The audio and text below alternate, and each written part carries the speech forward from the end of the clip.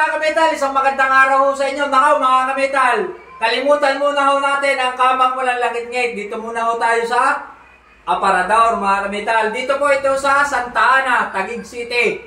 Namuling nagbabalik po tayo dito sa Taguig, mga kametal.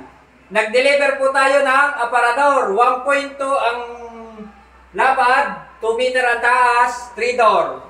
Ay, mga kametal, ay, rotary ang ating kuhan. May combination ng ating lock. Oh, yan. Paasim lang ang silag. Rack, 4 ho yan. May closet. Yan ang ating closet. Oh. May drawer na 5. 5 ang drawer. Ayan, quality ang mga drawer niya. Malalim, malaki, walang anayan, walang unusay. Talagang napakatibay.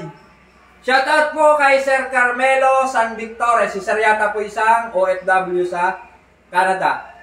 Ingat po kayo dyan, Sir. Arin na ho, ang inyong aparador ay quality ho yan, mga kametal. Quality ho yan, Sir. Ayan.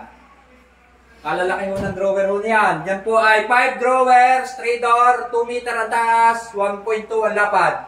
Sige ho, mga kametal, at maraming salamat po sa inyo.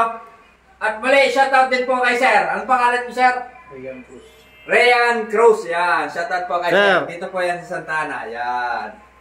Sige ho, mga kametal. Ay, mga kametal, malapit na ang anniversary ni kametal. Ilang araw na, abangan nyo yun.